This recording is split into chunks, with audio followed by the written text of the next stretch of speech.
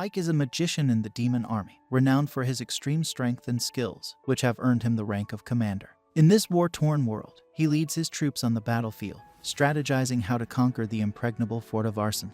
On the battlefield, humans and monsters slaughter each other by the thousands, each race striving for supremacy. Ike stands on a cliff, witnessing the massacre below. After a prolonged struggle, his forces manage to breach the main gate of the castle and enter, but the humans do not retreat. They fight valiantly, sacrificing their lives to defend their stronghold. The human Lord Commander watches from his window, safely inside the castle, as the battle rages on. Ike decides to pay him a visit, unwilling to see more lives lost. The commander turns and immediately recognizes Ike, whose tales are well known.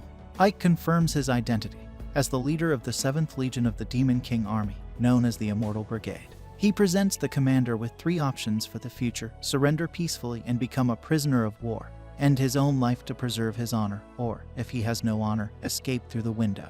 The commander smirks and rejects all options given by someone he considers a traitor to his own race. He charges at Ike with his sword, but Ike easily knocks him out with a simple swipe of his wand. Suddenly, Ike's personal assistant, a pig, appears and asks what should be done with the prisoners of war. Ike instructs him to heal the commander and anyone who surrenders without a fight, shocking both the pig and a mysteriously attractive woman who observes him through a crystal ball. She seems impressed by his ability to capture such an important castle with a single brigade. Afterward, Ike places a magical barrier around the entire area to prevent further entry onto the battlefield. He looks out to see countless human casualties and demons treating the wounded. He feels sorrow for the atrocities unfolding before him and has always despised the brutality of war. However, he has no choice but to continue fighting, a role he has become accustomed to despite not being a demon himself, but a human wearing a demon mask. It is revealed that Ike was abandoned at birth but was taken in by a demon magician named Ram on a whim. Ram was an exceptional magician and an outstanding teacher who always dreamed of a time when humans and demons could coexist peacefully. He taught Ike everything he knew about magic. On his deathbed, Ram called Ike to his chamber and urged him to always wear the mask and robe, warning that if the Demon King discovered he was not a demon, he would be tortured and killed immediately. Ike sits down to relax, having cast a magic field around the room to prevent anyone from entering without his permission. Suddenly, he notices a trembling maid hiding under the table. She starts apologizing and crying, claiming she didn't see anything. In her panic, she hits her head on the table and gets knocked out. Ike ponders how to handle this situation, but decides to think about it later as his assistant, Pig, calls him outside. As they walk through the streets, witnessing the devastation caused by the war, Piggy asks Ike why he spares so many humans. Ike curtly replies that the current Demon King only cares about the results, not the methods. Piggy counters that many demons think Ike is too lenient on humans and suggests that it would be better to kill all the residents and set the streets on fire. Ike rejects this idea, explaining that they need humans to pay taxes because war is expensive. Additionally, Arsenal is a trade city, so humans are necessary to maintain its operations. Piggy struggles to understand this logic when Ike suddenly stops as a group of humans approaches him. Piggy immediately warns them to leave, but Ike tells them to speak. One of the residents nervously asks how much more tax they will have to pay the demon army. To their surprise, Ike assures them that the taxes will remain the same as before, which makes them happy. However, he warns them that any opposition to the army will be met with punishment.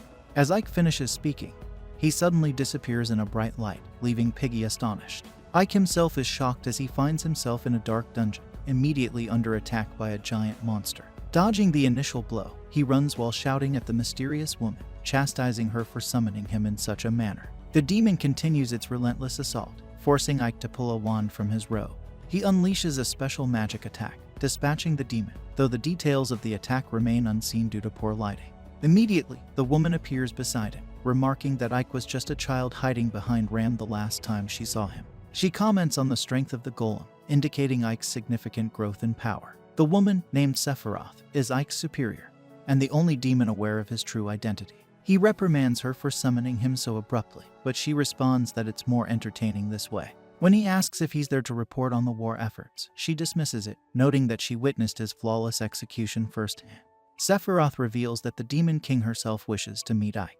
This surprises him, as a mere brigade leader usually wouldn't warrant such attention.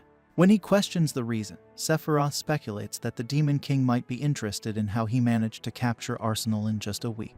She tells him to prepare, then teleports them to the Demon King's castle. Seeing the castle for the first time, Ike is taken aback by its grandeur. As they approach the main gate, guarded by numerous demons. He asks Sephiroth if he will be searched before entering.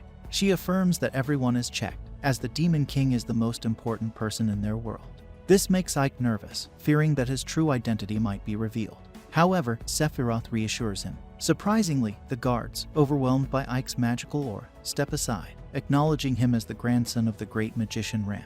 They enter the castle's hallway, with Sephiroth flying beside Ike. He reflects on his own flying skills, acknowledging that he isn't as proficient as her. They reach the entrance to the courtroom, where Sephiroth instructs him to wait while she announces his arrival. Left alone, Ike contemplates the current Demon King, Darrow, known for his competence and ruthlessness. He recalls how Darrow turned the tide of the war in a single battle, being merciless to the incompetent but rewarding talent and competence regardless of rank or background. Sephiroth soon returns, calling Ike inside. Entering the courtroom with his head bowed, Ike is stunned to see a girl seated on the throne. Assuming she must be the Demon King's daughter, he quickly realizes his mistake and bows deeply. The girl, who is indeed the Demon King, praises Ike for capturing Arsenal in just a week. Ike humbly responds, attributing his success to following Sephiroth's orders. Darrow comments on how Ike's humility is reminiscent of a human's, making him realize he needs to adjust his demeanor. Thankfully, Sephiroth intervenes, explaining that Ike is the grandson of Ram, which seems to appease the Demon King. Dai smiles and comments that she can see where Ike gets his battle tactics from, but continues to ask why he is so insistent on ensuring that humans do not die unnecessarily. Ike immediately worries, thinking that perhaps he should have executed a few of them to avoid suspicion, but realizes he cannot bring himself to kill innocent people. He decides to speak up and explains that while humans are terrified of demons, terror does not foster loyalty or efficiency. He asserts that humans will follow a ruler who is competent and can improve their situation, regardless of who that ruler is. The Demon King seems impressed by his perspective and instantly teleports in front of him, remarking that he truly is different from other demons.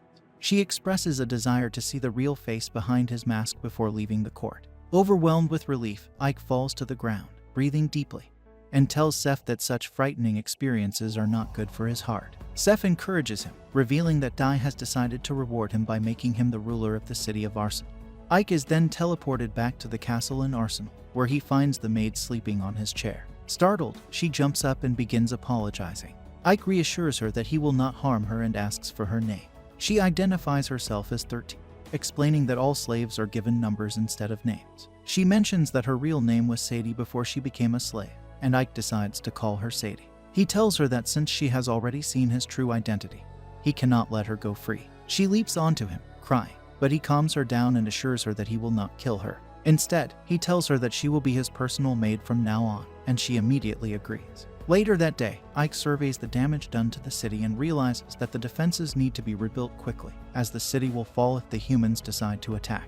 He asks Piggy how long it will take to rebuild the defense, and Piggy estimates 6 months if they use all the human labor. Ike, knowing this is too long, tells Piggy they have only 1 month to complete the work. Piggy claims this is impossible, but Ike lays out a plan that involves both humans and demons working together. Piggy, astonished, watches as Ike organizes shifts to ensure work is done around the clock. The workers are even given rewards for their efforts, which motivates them to work harder. Piggy realizes that Ike is a true genius, bringing tears of joy to his eyes. He starts to think about how everyone would benefit if Ike became the next Demon King. Next, we witness another army of the Demon King's army launching an assault on Rosaria. They are met with retaliation from human mages, but despite their efforts, the demons manage to break through the city walls. Meanwhile, we see that the guard informs the Demon Lord that the war with Rosaria is going well for the moment, but it seems they're forming an alliance with their neighbors to turn the tide of the war. The Demon Lord states that humans come together in the face of danger, and that she will let Ike handle the matters. The scene then changes to Sadie as she offers tea to Ike and asks if he is tired. Ike firmly replies that he is fine. We then see a high-ranking noble summon the White Rose Knights commander, Alistair, and order her to retake Avelians, as they can't let the other nations continue to take advantage of them. Alistair dons her armor and moves out. The scene shifts to the streets of Rosaria, where a conman sets up a simple game. He challenges passersby to guess where the ball ends up under the cups, promising to double their money if they win. Among the crowd, Sadie is there, and she picks one of the cups. The conman asks how much she will bet, but Sadie says she doesn't have any money. The conman gets angry and asks her to leave, but after seeing her appearance, he lets her pick. As he is about to lift the cup, a gust of wind suddenly lifts all the cups, revealing that they are empty and the ball is nowhere to be found. The crowd gets angry at the conman for cheating and gives him his due punishment. Ike scolds Sadie for abandoning him, and she apologizes, explaining that she was distracted by the new sights. Noticing his outfit, she is shocked, and Ike explains that he needs to wear something inconspicuous to scout the enemy. They pick up some fruit to eat. After a while, Ike, looking serious, says the Alliance of Kings story is true, noting the rushing soldiers. Sadie, curious and puzzled, asks about the Alliance. Ike explains it's an ancient pact where countries unite in danger, having defeated the Demon Lord's army 3 times and pushing them back to Doberberg Castle. Sadie, worried, asks if it will happen again. Ike asks why she's worried since she's human and would be free if the Demon Lord's army retreated. Sadie, looking sad and resigned, explains that in human society, a slave's child remains a slave, fearing she'll be abandoned and end up like other enslaved children. Ike reassures her that the current Demon Lord is the strongest and wisest in history. Ike realizes both demons and humans have many problems and wonders how he can change that.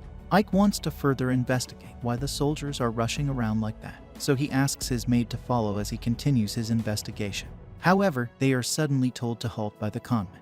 The conman demands compensation from them, either in the form of money or with Sadie's body, and this time he has brought his big boy to ensure he doesn't end up like last time. Ike looks around and realizes that there is no one, and he freezes the big guy's legs. He then uses magic to create an ice spear and strikes the conman, which makes the conman agree to cooperate with him. Ike then asks him what the army in this town is doing, as the soldiers seem to be in quite a hurry. The conman explains that they've formed an alliance of kings to fight the demons.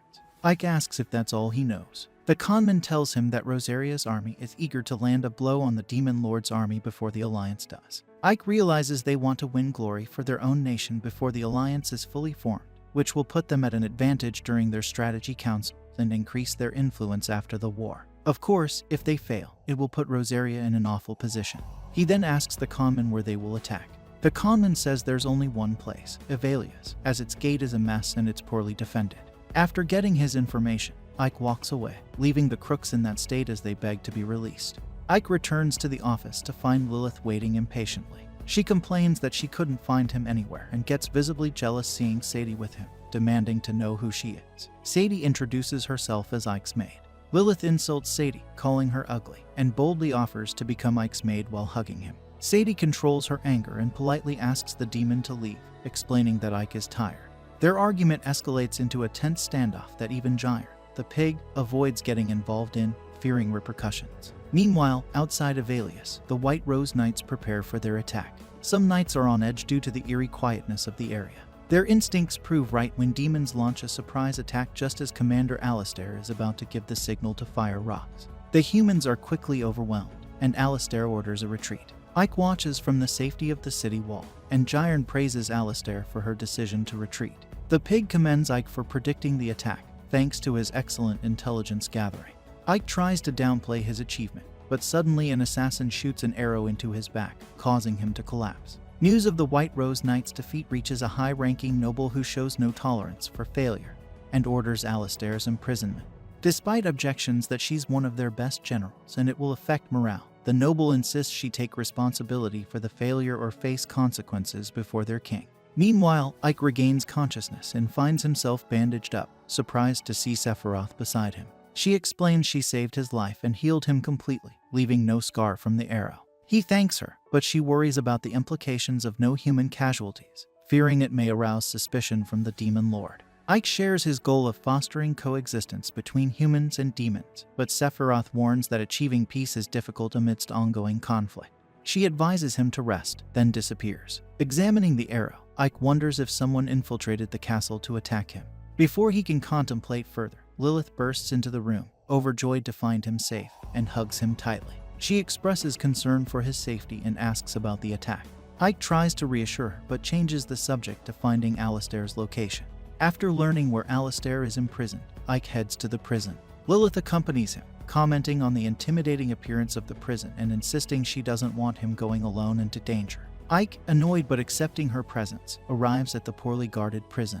Their goal is to infiltrate quietly, but before Ike can finish speaking, Lilith knocks out the guards. They proceed inside, and Lilith swiftly obtains keys and Alistair's location from another guard. When guards approach, she volunteers to deal with them while Ike searches for Alistair's cell. Inside, Ike discovers Alistair's absence, but is surprised when she ambushes him from behind a door. They engage briefly, and Ike disarms her, backing off when he realizes she's a woman. Alistair questions Ike, suspicious of his motives and whether he's truly human, particularly wondering if he sent an assassin after their last battle. Their conversation is cut short as more guards arrive. Alistair holds Ike at knife point, demanding answers about his identity and intentions. The guards move steadily toward Alistair's cell, and Ike warns her not to move. Ike casts a spell called Hypersense, disrupting Alistair's senses.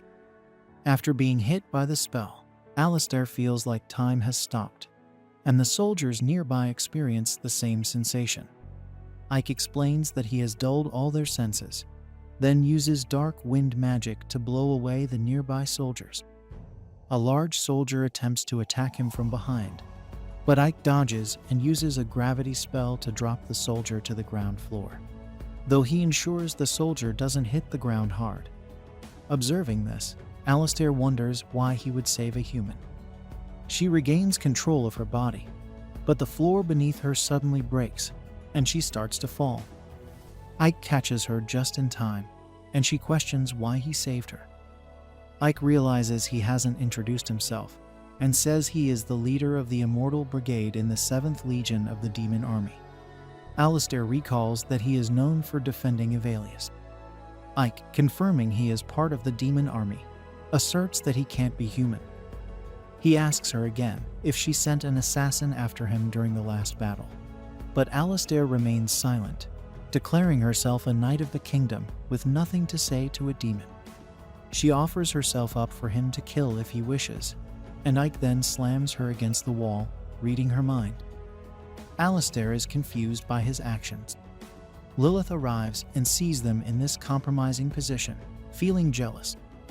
She sarcastically suggests that if Ike wants to flirt, he should flirt with her instead, even offering to be cornered against a wall. Ignoring Lilith, Ike states he will leave now. Lilith protests, wanting his attention, and as they try to leave, Alistair stops them. She accuses Ike of coming to mock her for being a loser. Ike assures her he is not that kind of person, revealing he already knows she had nothing to do with the assassination attempt.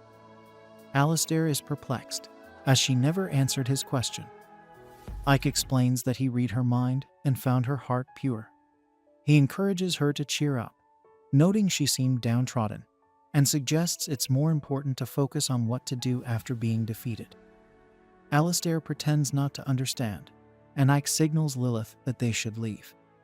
Lilith insists they should find a place to relax before leaving, suggesting they use this chance to go on a date. However, Ike dismisses her suggestion and creates a portal to return to Evalius, taking Lilith with him. The scene shifts to Ike at his mansion in Evalius, where he gives Sadie some rice. Sadie is unfamiliar with it, so Ike explains.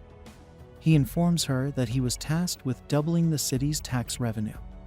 He mentions that Evalius is an agricultural city where fertile land is crucial, and while wheat is the main crop, rice has a much higher production efficiency. Despite Ike's simple explanation, the maid struggles to understand. Ike elaborates, saying that rice yields more per acre than wheat, meaning fewer people will need to farm, thus increasing overall productivity and efficiency.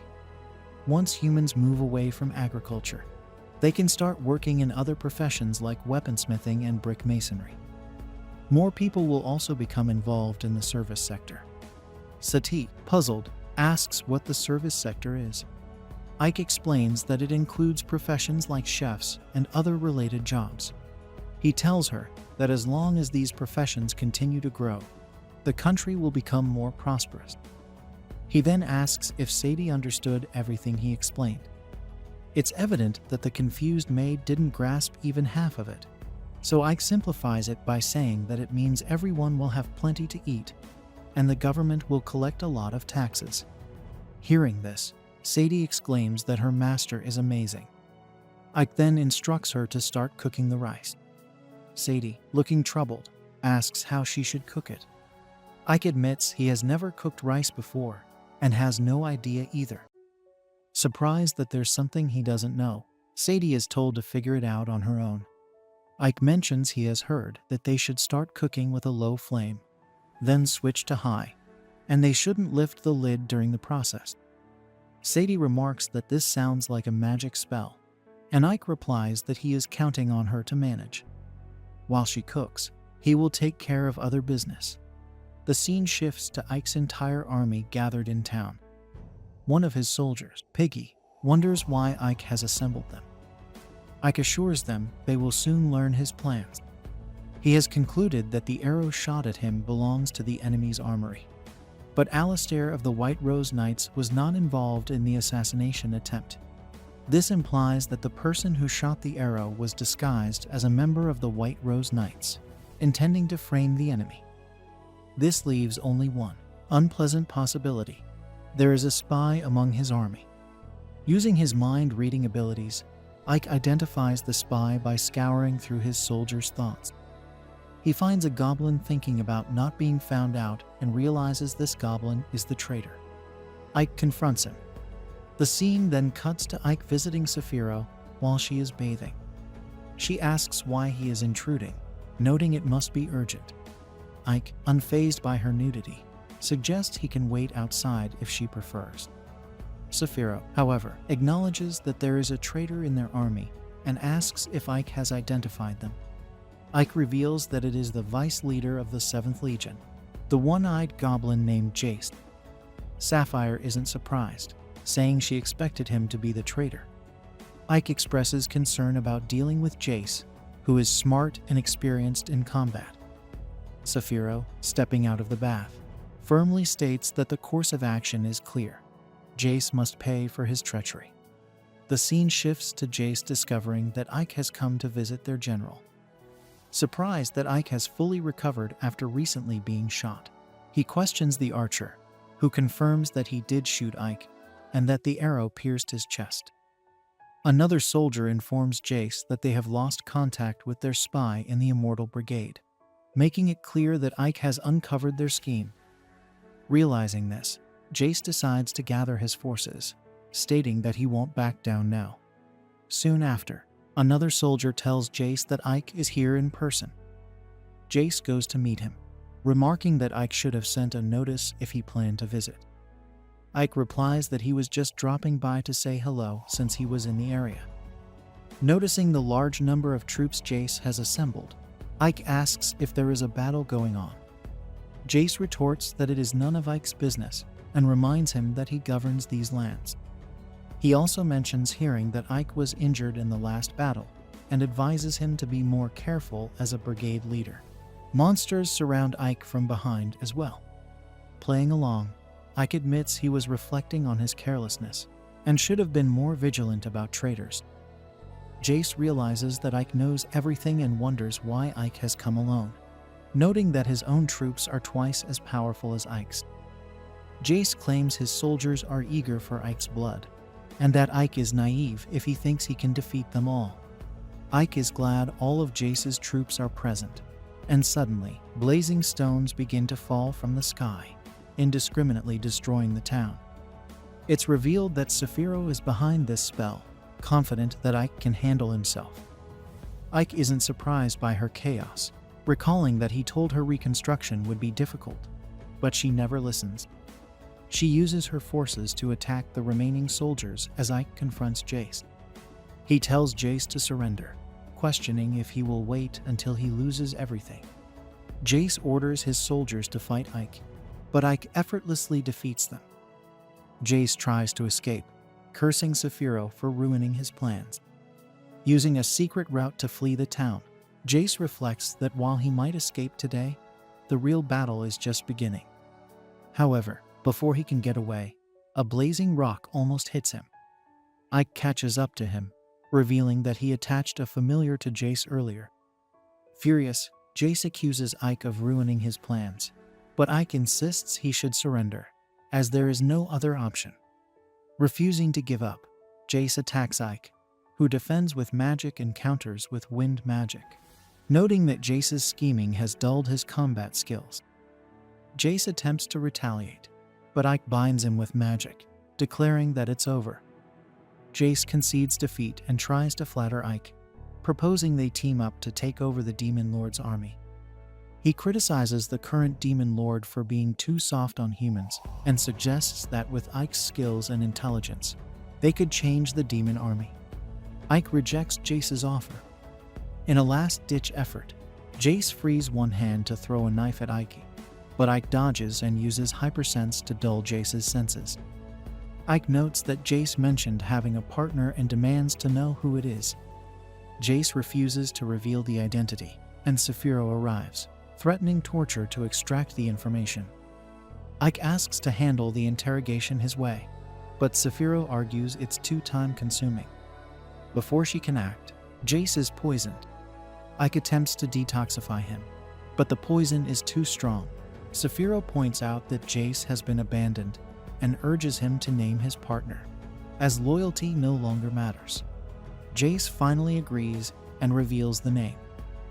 Ike feels a pang of pity for Jace, realizing his own capacity for empathy might be a weakness one day. The scene then cuts to the Demon Lord's castle, where Ike and Saphiro report the recent conspiracy. Saphiro names Bastio, the 3rd Legion's general, as the mastermind behind the plot, stating that he conspired with her Legion's vice leader and targeted them to seize the Demon Lord's position.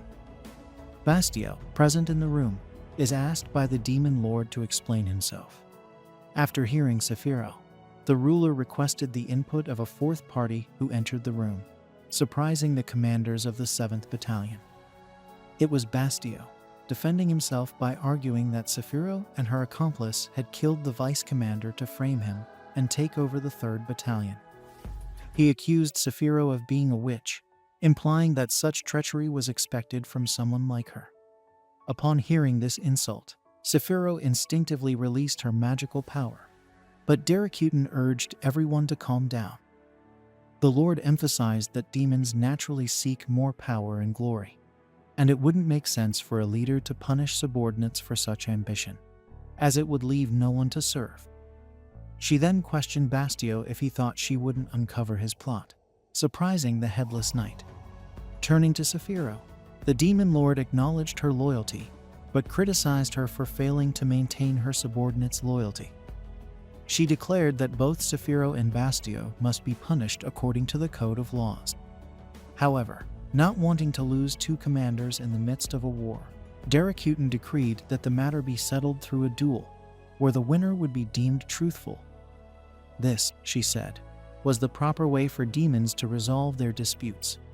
Later, Saphiro explained to Ike that the duel would involve magical creatures known as puppet soldiers.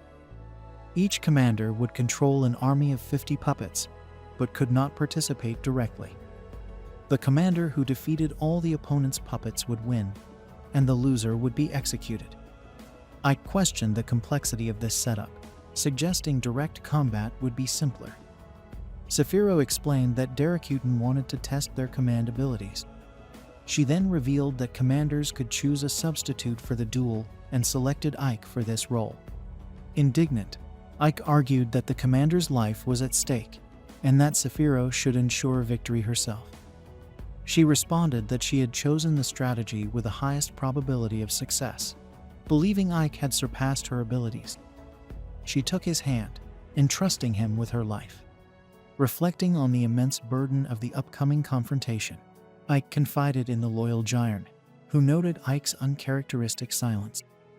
Ike admitted he was contemplating how their battalion commander was as eccentric as the Demon Lord. The orc laughed, agreeing, but pointed out Ike's own quirks, like his reluctance to kill without reason. Accepting his role in the duel, Ike began strategizing. Giant complained about the ugly puppets and asked how they would fight. Ike explained that the puppets followed commands precisely, making the duel a pure test of command skill, with any weapons in the room being usable. Returning to his office to strategize, Ike found himself stuck. When Sadie arrived with tea, he asked her how she would win a battle. Initially perplexed, Sadie said she preferred solving problems with tea. Ike pressed on, asking how she would fight if necessary. She suggested using a broom for its reach, prompting Ike to agree that long-range attacks were advantageous. He elaborated that a sword was longer than a dagger, a spear longer than a sword, and a bow and arrow provided the longest reach. Sadie mentioned her master's passion for crossbows, and Ike agreed they were effective, but still too common. He needed something to surprise the enemy, like firearms. When Sadie asked what firearms were, Ike described them as weapons that could hit an opponent from hundreds of miles away, preventing counterattacks. Impressed, but unsure how Ike would acquire such powerful weapons, Sadie was reassured when Ike mentioned the 7th Battalion commander's talent as an alchemist. However, upon arriving at Sephiroth's, she admitted there were limits to her abilities. Frustrated, Ike described firearms as iron cylinders with explosive gunpowder to propel projectiles. Tired of the technical discussion, Sephiroth splashed water on him, inviting him to join her in the water. Meanwhile, Bastio was also making his preparations for the duel. That night, he learned that Ike would be fighting in place of Sephiroth, leading the messenger to believe that Sephiroth was afraid of Bastio. However, Bastio pointed out that Sephiroth, being the city's commander, surely had a plan in place. Admiring his sword, Bastio's subordinate explained that it was made from the fangs of a black dragon and could cut through anything. They would have enough swords made for all the puppets. But Bastio wanted more. At that moment, an orc arrived, having completed a mission, and informed Bastio that victory was certain. At the same time, Ike stepped out of the bath after reflecting on his predicament. He couldn't believe that Sephiroth had sent him, knowing her life was at risk. Suddenly, Darakuten appeared and saw Ike without his demon armor, prompting him to bow in desperation. She didn't recognize him without his mask, and ordered him to untie a cloth bundle he was carrying, revealing various firearms. Darakuten called out Ike's name, asking if these were what he was looking for. Ike tried to deny it, but she informed him that there was no need to hide anymore, as Romberg had already told her that he passed all his knowledge and magic to Ike. Incredulous, Ike asked why he wasn't killed before. She revealed that, despite being powerful, no power is enough without the right allies. Darakuten sought people to fight for her, envisioning a world she desired, and she believed Ike was an important addition to her cause. Observing the weapons provided by Darakuten, Ike dared not refuse her request, and she withdrew. Wasting no time, Ike presented the firearms to Sephiroth and asked her to make lead projectiles. The witch conjured one that resembled a cannonball. Ike commented that it was too big to fit in such a small barrel, but the mage, annoyed at the precise work, noted it would ruin her skin. Internally, Ike reflected that Sephiroth might not realize she would die if he lost the fight. At that moment, an explosion blew a hole in the wall, and a demon emerged from the smoke. It was Fiorentina, one of Ike's servants, who had created what he requested, despite not knowing what it was. She didn't understand how mixing sulfur with charcoal and saltpeter could cause an explosion, so Ike explained the concept of gunpowder. Sephiroth then constructed appropriate ammunition for the firearm, and Ike asked her to produce 500 of these projectiles. Reluctantly, she asked Fiorentina to handle the task due to the damage to her skin. Gyron offered to help with determination, but Ike and the servant asked the orc to stay out of it. The next day, the duel was about to begin, and the arena was filled with monsters and demons eagerly watching the combat. From her throne in the highest part of the arena, Darakuten watched the preparations while Bastio laughed at Ike for coming to the war with only shields while his puppets had full armor. Observing the enemy's equipment, Ike asked if Bastio's puppets were holding Damascus steel, confirmed by the enemy. Damascus steel, the strongest of all metals, was a gift from the Demon Lord. Hearing this, Ike looked up to Darakuten and remembered her words about him being important by her side in the war trenches. Assuming she wanted a fair fight with no favorites, Ike suspected she might be testing him. The announcer declared the duel's start, and Bastio ordered his archers to fire, killing some of Ike's puppets who didn't shield themselves in time. Next, Bastio ordered his spearmen to advance, and more of Ike's puppets fell. Holding only shields, Ike's puppets merely defended until they were defeated one by one. Bastio laughed and taunted Ike, calling the situation boring. Ike didn't respond until a gunshot echoed through the arena, killing Bastio's puppet and changing the situation. A line of shooters followed, opening fire on the opponents. Bastio was confused by the enemy's equipment as his puppets were slaughtered until none remained. After the fight, datta approached the defeated Bastio and offered him two options: take his own life or be killed by her. The knight chose a third alternative, one worthy of a demon. An orc archer, who had conspired with Bastio, shot an arrow at datta, but she caught it effortlessly. Unexpectedly, the arrow had an explosive attached, which detonated, engulfing everyone nearby.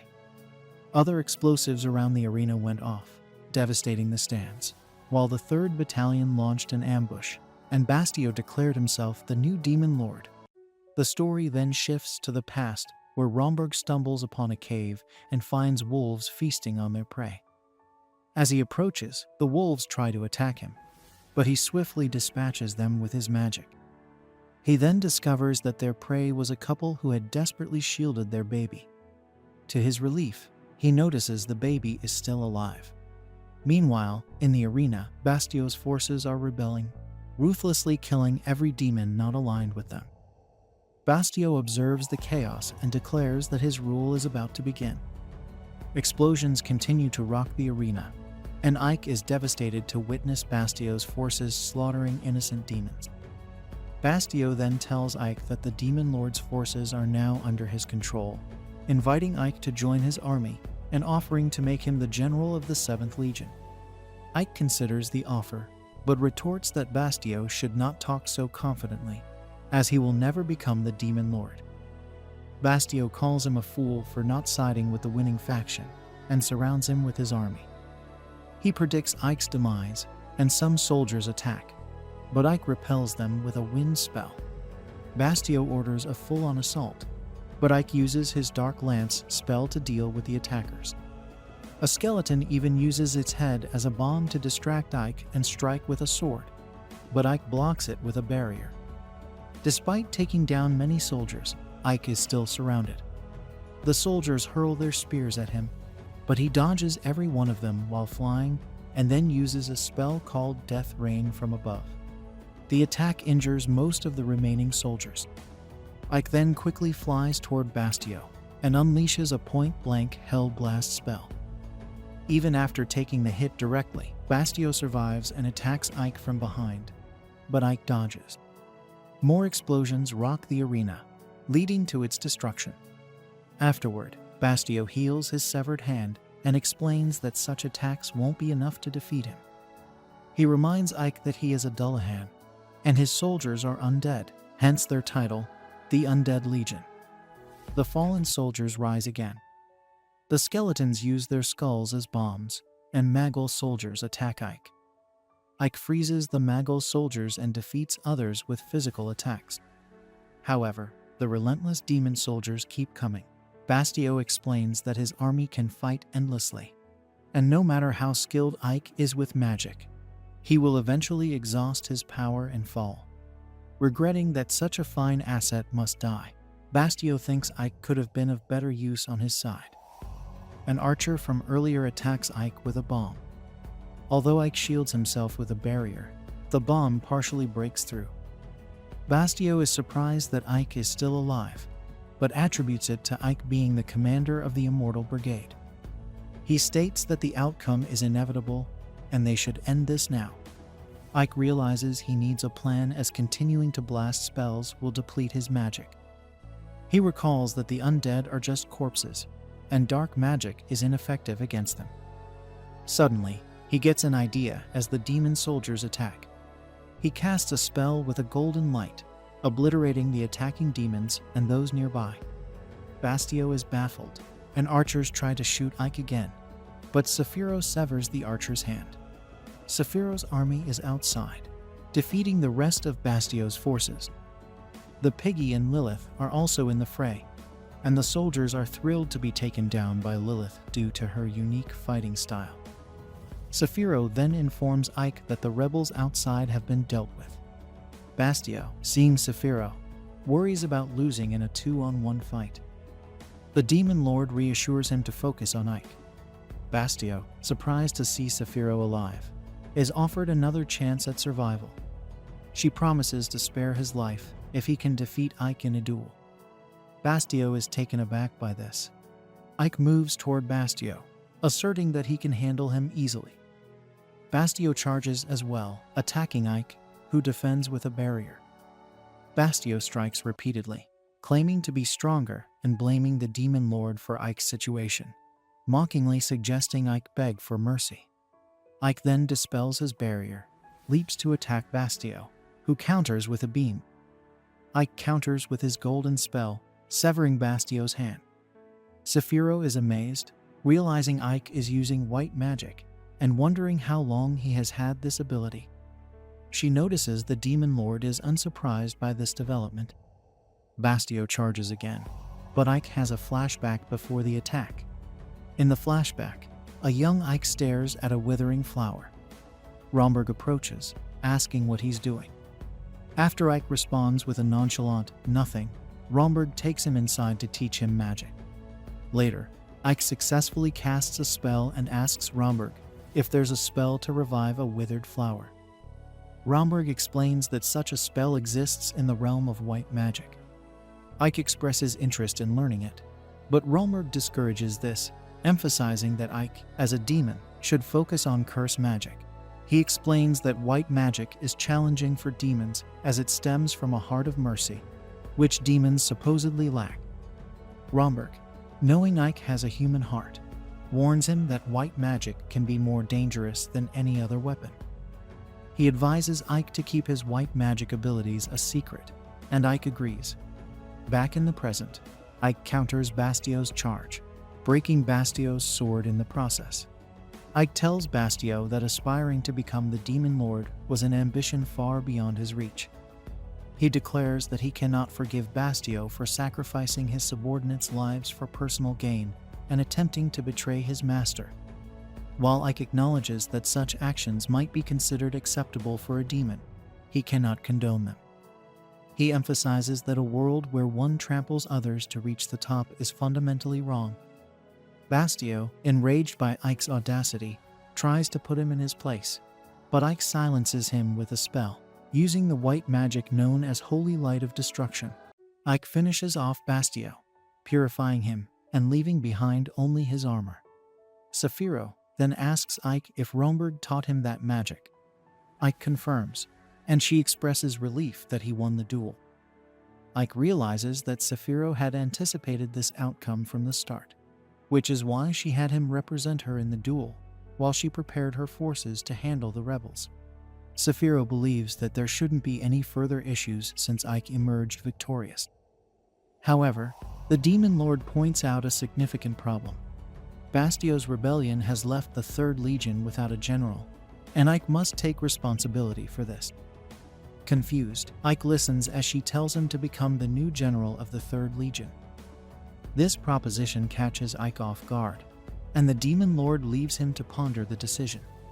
Later, Ike reunites with the soldiers of the Immortal Brigade. The piggy embraces him, crying with relief that he's safe. Lilith, feeling jealous, thinks she should be by Ike's side instead, leading to some playful bickering between them. The scene shifts to Saikyou talking to the Demon Lord, asserting that she should have the authority to manage Ike's appointment since she is his superior. The Demon Lord is surprised by her disapproval of Ike's promotion. Saikyou insists that since Ike is her subordinate, she should oversee his future. The Demon Lord decides they should hear directly from Ike. When Ike enters, the Demon Lord asks if he has made his decision. The scene then cuts to Ike and Saikyou leaving the castle grounds. Saikyou is frustrated, not knowing what transpired between Ike and the Demon Lord. She asks if Ike revealed his true identity to the Demon Lord. Ike, urging her to speak quietly, hints that the entire world could discover his secret if she's not careful. Saikyou then calmly inquires why the Demon Lord wasn't surprised by Ike's actions, wondering about the nature of their relationship. In a flashback to the castle, Ike reported to the Demon Lord that the citizens are finally adjusting to life in Avelius. Initially confused by the idea of living alongside humans, his subordinates have now grown accustomed to it. The humans feel the same, and Avelius has transformed into a peaceful city where humans and demons coexist. The two races work together and support each other in times of need. Ike then revealed to the demon lord that his ultimate goal is the coexistence of humans and demons. Removing his mask, he shared his vision openly. Saikyou, shocked by this revelation, listens as Ike refuses the demon lord's promotion offer. He explains that he still has much to learn from Saikyou. In return, he promises to make Avelius the first city where humans and demons live together in harmony. The demon lord finds this idea quite agreeable. Daracuten reflects at her window on the meaning of everything she has just heard. Next to her, Ike observes the distant landscape of the city. He governs the following day, excited. He is confident that the soil and climate of Avelia allow them to use the Norfolk system, a farming method that lets them grow various crops without leaving the field vacant. This excites Sadie, knowing she can eat turnips until she's full. Speaking of which, Ike would love for all the inhabitants to be busy building a place where races can live together in harmony. However, this harmony is nothing more than a fairy tale on the front lines of the war between humans and demons, where violence is the only path that opens up before the combatants and the victims of this bloody clash. Away from the incessant conflict, Ike uses his magic to summon rain and revolutionize farming in Avelia. In the past, the most well-known technique was to grow wheat and then let the field rest, creating pasture for the cattle. Now, to avoid leaving the field vacant for so long, they will grow barley, wheat, clover, and turnips simultaneously, always keeping the field occupied. Using this method, humans and demons will never run out of food. With these final words, the citizens of Avelia, who were following the implementation of the Norfolk technique, celebrated around their leader Ike. Later, Sadie serves tea to the governor and congratulates him on becoming the vice commander. Suddenly, Jiren bursts into the leader's office in a panic, calling him by name. Sadie corrects the orc, saying the leader should be addressed by his title. The subordinate apologizes profusely for his lack of decorum and accepts any punishment. Stumbling over his words, the monster finds it curious that Ike refused the position of commander of the Army Corps. Tired of the assistant's random chatter, the mage asks him to get to the point. So Jiren alerts him that the Alliance of Kings started to take action the previous night. The 2nd Army Corps, which was trying to take Alesta, was destroyed, and no one ever imagined that such an experienced and powerful battalion could be defeated the way it was. Sadie asks what the Alliance of Kings is, so Ike explains that it is an ancient human treaty. When the Demon Lord's army becomes too strong for one nation to face alone, all the countries on the continent unite to face the threat together. This treaty has occurred 3 times in the past, and every time the demons were defeated. To make matters worse, Avelia will likely be the next target of the human alliance because, besides being a border region with enemy kingdoms, it is a strategic territory due to containing Arsenal, a very important base. Aware of this, Ike imagines that this union among men can turn the tide in their favor, especially if they retake Arsenal. If this happens, the monster army will be forced to retreat to Doberberg, where the Demon Lord's castle is, and will certainly be cornered.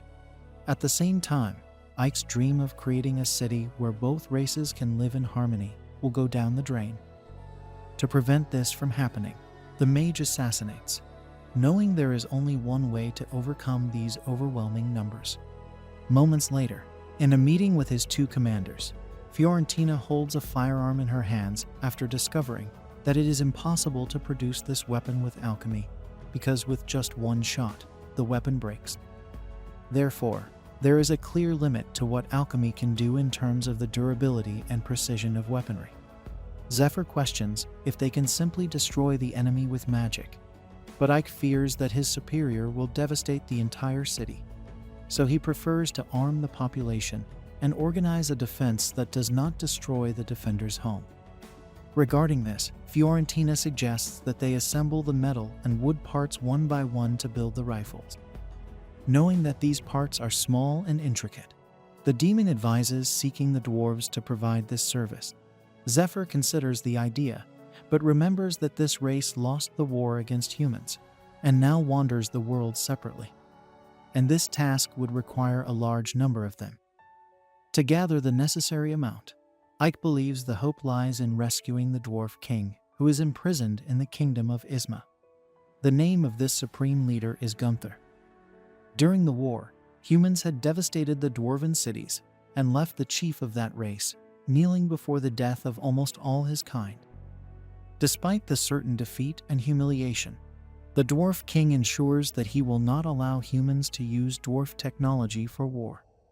However, circumstances prevent the defeated ruler from making any demands, and in the end, he has no choice, especially since his own son, Batson, is being held hostage to get what they want from the enemy race's leader. The humans want the dwarves to use their skills for Isthmus, because only then will they allow the defeated to live. Long after the surrender, Gunther spent his long days in the cell wondering how his son and the others were doing. Suddenly, he hears a voice. This scene shows several laughs from the guards outside the bars, and upon seeing what was happening, the soldiers seemed dazed by some strange enchantment or drunkenness, and a demon appears to open the dwarf's cell with the key. The dwarf questions why a demon would help him, but Lilith doesn't have time to tell the whole story. As the rescued insist, she opens the door. On hearing a justification, even aggressively demanding it, the demon casts the same spell on him that she cast on the guards.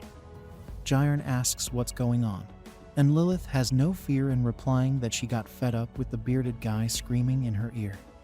With that said, she leaves without saying goodbye, while Jyrn ends up stating alone that this guy she knocked out is simply the supreme leader of an entire race. Carrying the rescued one on his shoulders, the orc is relieved not to see guards in the corridors as they escape. On the other hand, Lilith laments not having anyone to play with so far. Jyrn reminds Lilith that their orders are to rescue the prisoner without being noticed. But Lilith doesn't care about orders.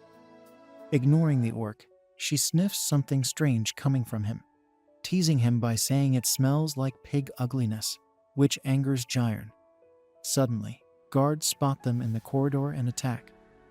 Lilith, happy as ever, uses her magic powder to knock them out, while Jyrn remembers they weren't supposed to engage in unnecessary fights. He still doesn't realize Lilith doesn't care about orders and almost cries, threatening to tell their superior everything. Another guard attacks Jyrn, who impulsively punches him, causing the man's head to hit the iron door. Lilith then threatens to report Jyrn, making him beg like a child. At the dungeon exit, they run into a battalion of men. Lilith, having promised Ike not to kill anyone, defeats her enemies her way. Watching from a distance, Ike grumbles that they weren't supposed to be seen, but Lilith isn't good at stealth. With an entire regiment chasing them, Ike conjures a barrier to separate the men from the monsters and praises Lilith and Jyrn for their efforts. The demoness thanks Ike and offers a kiss, which he declines. Ike then sees Jyrn carrying the dwarf and remarks that's not how a king should be carried. Panicking, Jyrn spins the dwarf to wake him up. The next day, Ike shows Gunther a firearm and asks for more to be produced. Gunther, though believing it's possible, refuses to cooperate, seeing demons as no different from humans in their selfishness. Ike understands but promises to show Gunther that Avelia is different.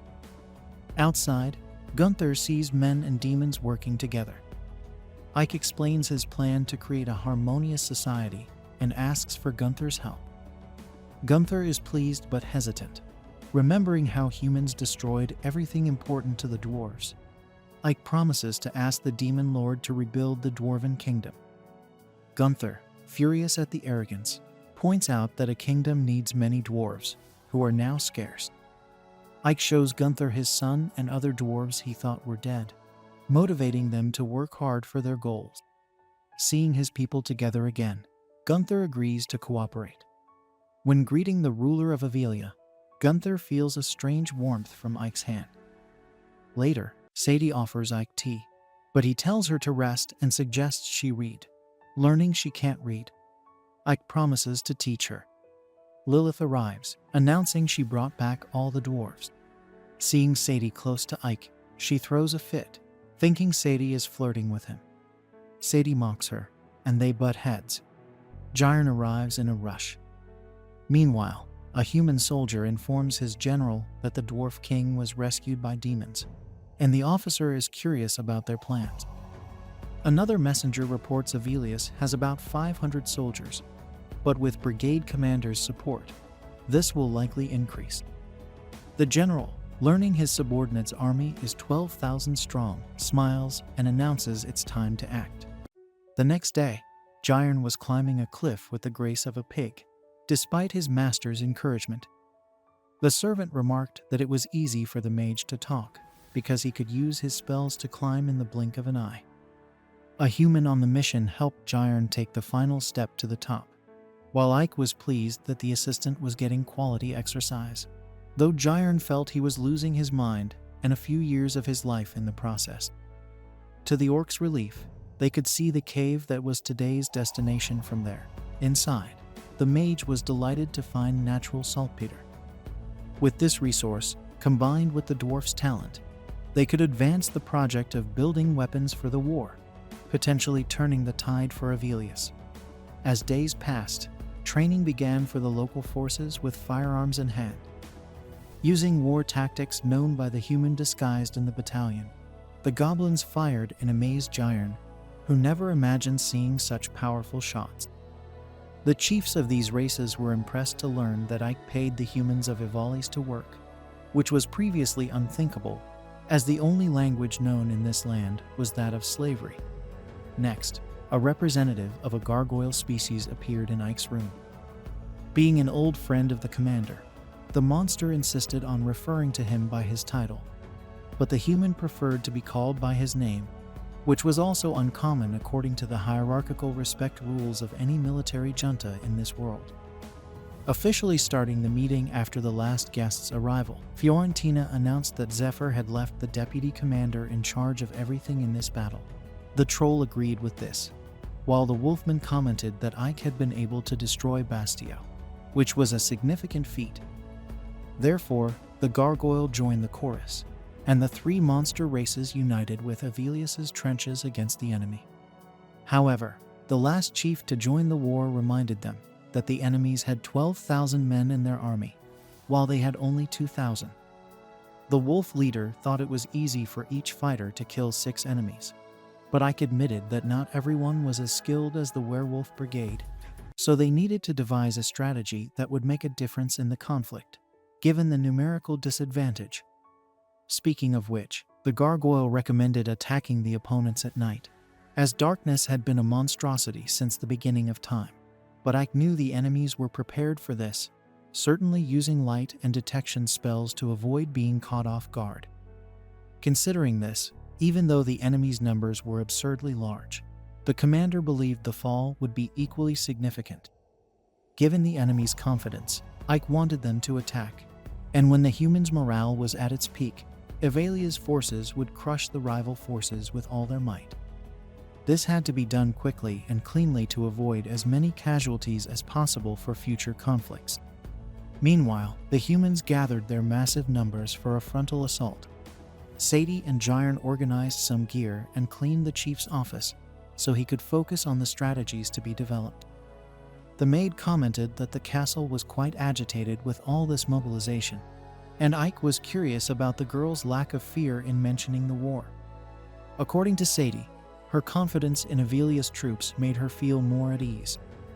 In her mind, the local forces were made up of individuals of good character, which the ruler agreed with. The maid intended to help as much as she could when the battle began, such as feeding the soldiers to keep morale high and their bellies full. Thanks to the Norfolk system Ike implemented in local agriculture, Ayla was full of provisions and wouldn't struggle when it came to food. With this in mind, the commander thought of a meal that could be an essential ally on the front lines. Considering they harvested a lot of rice, He suggested making fried rice for the fighters, as it was easy to prepare and nutritious. Without ceremony, Sadie got to work and learned on the fly how to make this ration for the military, based on egg, salt, vegetables, greens, and meat pieces. In the end, she was proud of her work, as was Ike. But when they were about to taste the food that would be a reference in the trenches, Jairn came running. Sadie said, and prevented the ruler from revealing his identity. The orc had smelled it from afar and didn't think it was fair for them to eat without him. So another plate was set for the leader's assistant. Next, Lilith also approached and didn't want to miss out on the experience. So another meal was placed on the table. Thus, while everyone ate with joy in their eyes, Ike ended up just watching, unable to remove his mask. After eating everything, Lilith asked for another portion. So Sadie served a well-filled plate. The demon looked at the human with disdain because it was evident that Sadie wanted to fatten Lilith. As a result, the two continued their rivalry with electric barbs. Jairn found it strange that his master wasn't eating the fried rice, so Ike had to lie that he would try it later. To change the subject, he asked the assistant how it tasted, and the orc confessed that he was amazed while he gulped down more food, leaving Ike with an expression that under the mask would undoubtedly be the same as a starving orphan in a cold alley of Doberberg. After this, the army commander saw his troops gathered and his wall built in record time. Now it was just a matter of putting everything planned into practice. As hours passed, the orc on watch noticed the arrival of endless waves of men marching toward Avelius.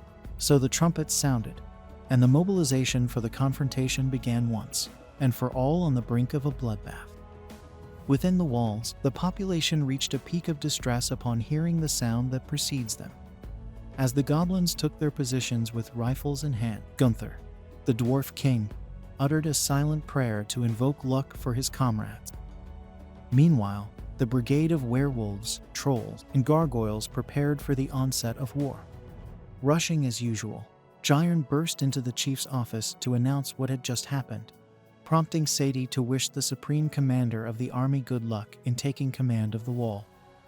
The wizard watched the enemy troops march toward his city as night followed the steady steps of the humans.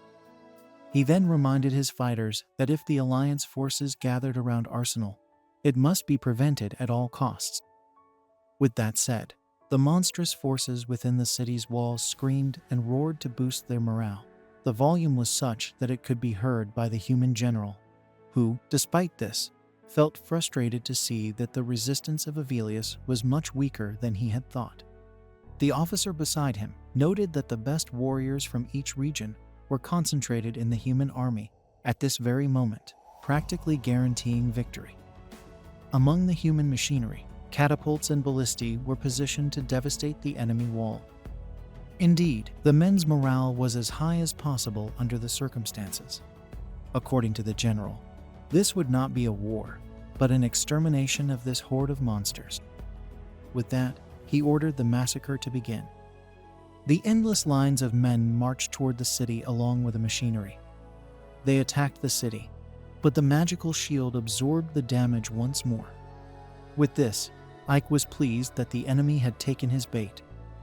Lilith took the opportunity to flirt with the most incredible commander of Doberberg, but he warned her that flattery would get her nowhere, leaving the demoness looking foolish. Regardless, the wizard could not predict the allied army's next move, so all that remained was to wait. Thus, the humans persisted with the same strategy, but the projectiles struck the barrier once again. Jairn and Lilith began to mock the enemy's lack of intelligence, but Ike noticed some magical intervention in the enemy trench that nullified his spell and left his wall vulnerable. Below, wizards united to cast the spells necessary for this to happen. With the strategies set, Success Unit 1 was ordered to advance. The facts were on the table. Ike needed to think quickly to avoid the annihilation of his people. Jairn alerted that the riflemen were ready, but the commander ordered them to hold fire to make way for the giant. Massive boulders were hurled at the enemy lines, crushing a large number of men who were vulnerable to the goblins' arrows. With their shields, The enemy protected themselves as best they could, but the rocks were literally unavoidable and continued to spill human blood on the front line. The Alliance responded in kind, shooting arrows at the walls of Avelius, while Ike tried to control the battle with his magical interventions in a personal duel against the goblins. Soon, the first Alliance unit reached the edge of the wall and threw up their ladders to initiate the frontal assault. Goblin archers tried to prevent the advance alongside trolls who hurled stones at the opponents. Next to the general, the second in command admitted that the monsters were giving more trouble than expected, but that none of this would prevent victory. The general only thought about what was for dinner, underestimating Avelius's resistance against the goblins. To expedite his favorite meal of the day, he ordered the catapults to be fired exclusively. The subordinate officer pointed out that the allied men would be hit, but the general did not care about that. As soon as the order was obeyed, Ike tried to block the impact once again, but his spell was nullified by the enemy wizards. With this, the devastation was widespread, turning the battlefield into total chaos, where monsters, demons, and men were flung into the air by the Supreme Leader's ruthless assault. Fighting for his life, Gyron managed a moment to raise his head and witness the deaths of all those who took the front line of this war, which was becoming increasingly horrifying. Not even the demons approved of such a vile measure to achieve victory. Ike, who once controlled his strategy to prevent the enemy's advance, now gazed at the destruction around him, with all those who worked day after day alongside him to build a more united and strong Avelius now dead at his feet. This sight filled the wizard with rage, while the human general flashed a smile at the success of his deplorable tactic. Even so, there was no time to look back, so the deputy commander of the attack ordered the second unit to advance. Using the breaches in the wall as entry points, the men collided with the resistance forces, orcs who fired in response to the imminent invasion. As the tide increasingly turned in favor of the Alliance, Ike gripped his scepter with growing strength, anger, and fear faced with the real danger of Avelius turning to ruins before his eyes. Meanwhile, Sadie maintained her courage as she tended to the wounded fighters, who were becoming more numerous. Wiping the sweat from her brow, her once unshakable hope began to fracture as the city was overrun. On the human side, the general in charge of the offensive calmly sips his tea, certain that his victory will come sooner or later. He orders the third unit to attack, adding more enemies against Ivelia's already outnumbered forces. Ike notices that events are progressing faster than he anticipated, so he knows he must stay alert to ensure everything goes as planned. The monsters who could be rescued in time were brought to the makeshift first aid unit, where Sadie tried to maintain her focus and, most importantly, keep the few combatants alive. On the front line, Lily and the other demons faced enemy soldiers swarming like ants through the breach in the wall. After defeating yet another opponent, Lily sees the third unit arriving with all its strength intact. Fiorentina takes the rear and orders her troops not to let the enemy pass, while Gyron positions himself with the goblins armed with firearms, terrified of hitting their allies in the chaotic mess. Suddenly, the werewolves appear to take the vanguard, using their claws and teeth to make significant advances for Avelius' lines. They gain reinforcement from ferocious, powerful monsters to contain the threat. Alongside them, the goblins armed with rifles fire from the top of the wall, surprising the men trying to invade, who had never seen such equipment before. Facing this, the third unit of the Alliance has no choice but to retreat. But the werewolves subdued their opponents with great skill, giving them no chance to retreat. Amid the fleeing men, the wolves hear a trumpet from Avelius. On the day of the war meeting, Ike had said this battle needed to be quick, clean, and with minimal casualties. The monsters agreed, but they couldn't imagine how this could be achieved, given their visible disadvantage. Without going into more detail, the mage stated that each of them should fight with all their strength. Ball, the leader of the werewolves, sees this as a mockery from the vice commander of the 7th Battalion. But Fiorentina asks for silence to hear what the chief has to say. as there is surely a reason behind his words. Indeed, Ike explains that there is a way to achieve this. Amid the human alliance's attack, the demon invokes an alchemy skill called Devil's Thorns, a tangle of thorns that, when thrown on the ground, spreads to close the breach in the wall. At the meeting, Ike asked how long Bayo could fight with all his strength, and the leader of the werewolf brigade presumed about an hour, though most of his unit would probably be eliminated well before that. Thus, Ike negotiates for Bayo to fight for only 10 minutes, no matter what, and then retreat, according to Bayo. This is something he can promise without a doubt. After launching the Devil's Thorn, Fiorentina smiles, seeing the strategy working. After the wolves retreat, it is now the troll's turn to break through the human alliance's forces. The demon complains that she worked too hard for these brutes to destroy everything again. Moreover, she remembers Ike said part of the plan was for their allies not to follow the plan. But she doesn't know exactly what that meant, so she just goes with the flow and trusts the leader. Meanwhile, the troll chief demands his unit be destroyed, and that they massacre the humans without mercy, which indeed happens because the difference in strength between the races is enormous, giving the impression that not even one troll would die in this clash.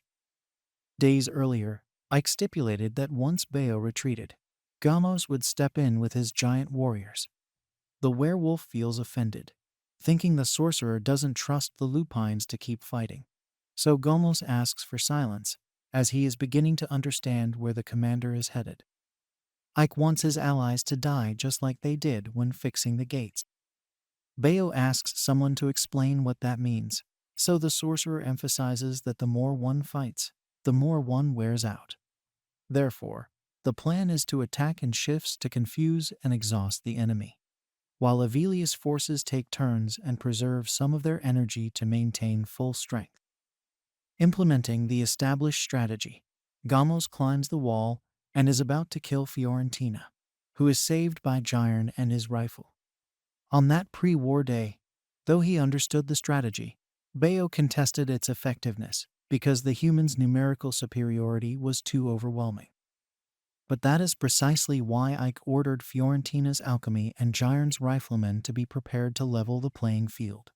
As strategic units capable of changing the course of the battle, they must attack at a single point on the battlefield. In fact, the breach in the wall will be deliberately left open to attract the enemies to this location. Speaking of which, the commander asks if the alchemist is ready for war, and she responds that her orders are the orders of Zephyr, and she is willing to sacrifice her life to follow them. On the other hand, the mage asks the demon not to try to sacrifice her life, just as he asks everyone present and the others to do the same. After all, the strategy's goal is to minimize casualties, keeping as many combatants alive as possible. Amid the battle, after seeing the wall rebuilding, the humans prepare the catapults and ballistas to open another breach. But the gargoyles spring into action, throwing stones from the sky to destroy the weapons from a distance. Curious about his role in the battle, the leader of these monsters had heard that he was responsible for destroying the enemy's siege weapons. Ike estimated that the human forces would have 24 soldiers, excluding reserves. Their general, from a noble lineage, is cowardly and prioritizes his well-being over his army. If he senses defeat, he will act impulsively, and that's when the monsters should seize him. Ike will personally oversee this task, asking others not to intervene. With that, all leaders embraced the Immortal Brigade commander's plan, confident in their defense's success. When executed, the plan turned the tide for the monsters, transforming Avelia's despair into hope as Ike's strategy unfolded. Fiorentina hoped Zephyr was safe, wanting to know about the commander, who was tasked with the vital mission of delaying the human rear guard. On battle day, Zephyr targeted the human leader. The front line became chaotic for the human alliance, seeing their troops crushed by the monster races, a stark contrast to the general's assurances. Learning that units 2 and 3 were decimated, the general's confidence turned to anger and surprise at Avelius' resilience. Despite advice to retreat, the general ordered an all-out attack, insisting on increasing the ratio to 10-1 or even 20-1. Determined, he joined the troops to boost morale. His deputy relayed the command, and the soldiers prepared, their shouts echoing across Avalia. Gyron wondered if the humans feared the situation, while Fiorentina thought them foolish.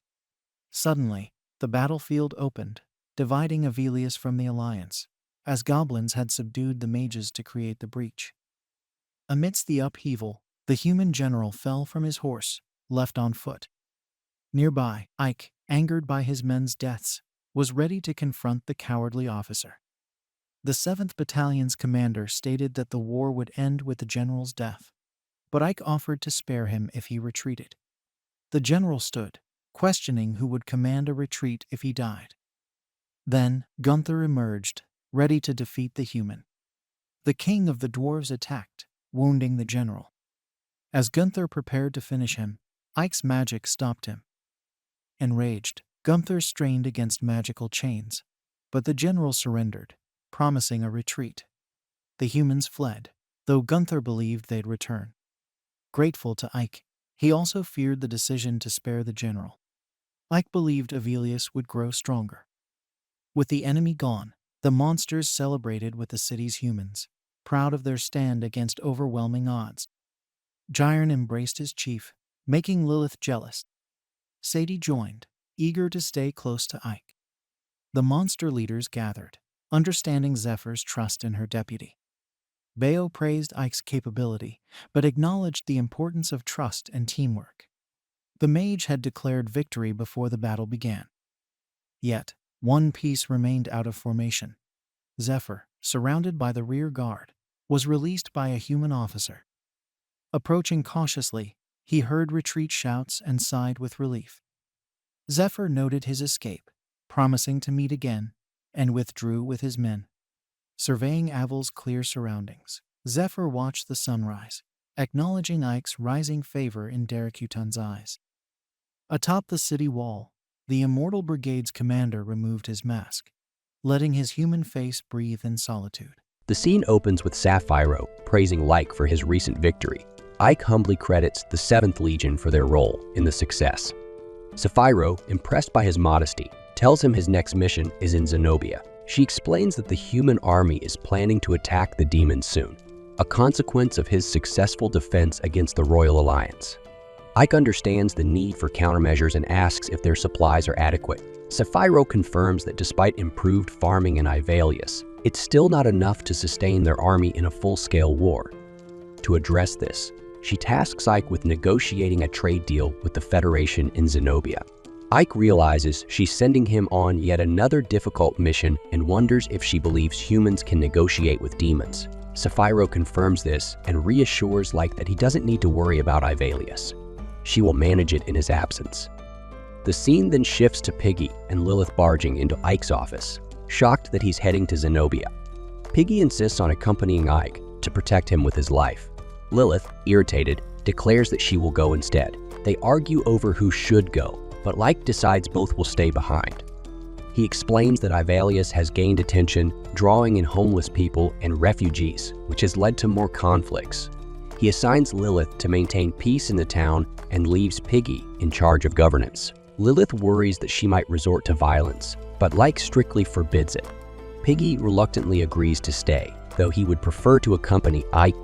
After much convincing, Ike finally persuades them to remain in Ivalius, and they reluctantly agree to do their best.